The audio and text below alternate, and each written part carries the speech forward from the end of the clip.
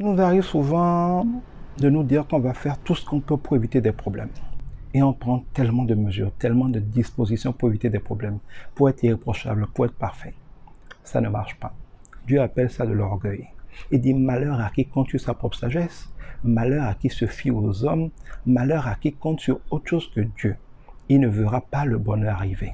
Vous allez voir que plus vous êtes parfait, plus vous êtes irréprochable, plus vous faites tout pour que tout se passe bien, plus comme par un accident anormal et énervant, il y a toujours quelque chose qui au dernier moment vient saboter vos plans et vient vous mettre en faillite, vient vous mettre en erreur, vient vous faire prendre à défaut.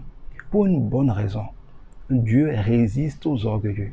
Dieu brise les orgueilleux. Dieu permet que l'orgueilleux rencontre sur son chemin quelque chose qui va humilier son orgueil afin qu'il soit humble. Parce que les humbles seuls voient la grâce de Dieu, parce que Dieu ne fait grâce qu'aux humbles, parce que Dieu n'élève que les humbles. Ceux qui disent, quel que soit ce que je ferai dans tous les cas, si ce n'est pas par la grâce de Dieu, si ce n'est pas Dieu qui bénit, c'est en vain que je bâtis.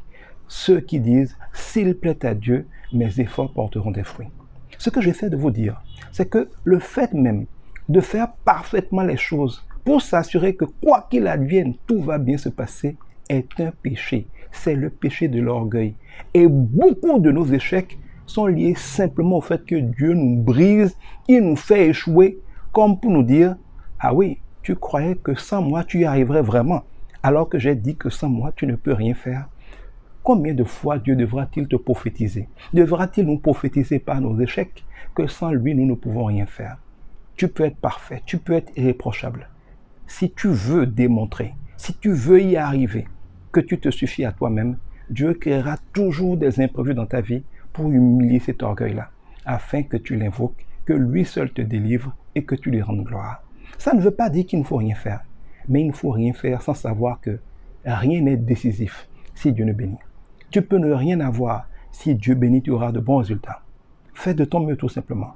Tu peux tout faire parfaitement. Si Dieu ne bénit pas, ou si Dieu veut humilier ton orgueil, tu échoueras. Et plus tu essaies d'y arriver sans Dieu, et plus il y a de chances qu'il t'humilie pour te rappeler que tu as besoin de lui. Heureusement, plus nous avons échoué ainsi, plus nous sommes humiliés, plus nous sommes faibles, et plus nous crions à Dieu. Et plus Dieu peut nous répondre pour nous prouver à nous et aux autres que lui seul est Dieu. Pourquoi attendre de souffrir pour comprendre cette leçon? Sans Dieu, nous ne pouvons rien faire. Invoque Dieu, recommande-lui tes projets et il te les fera réussir.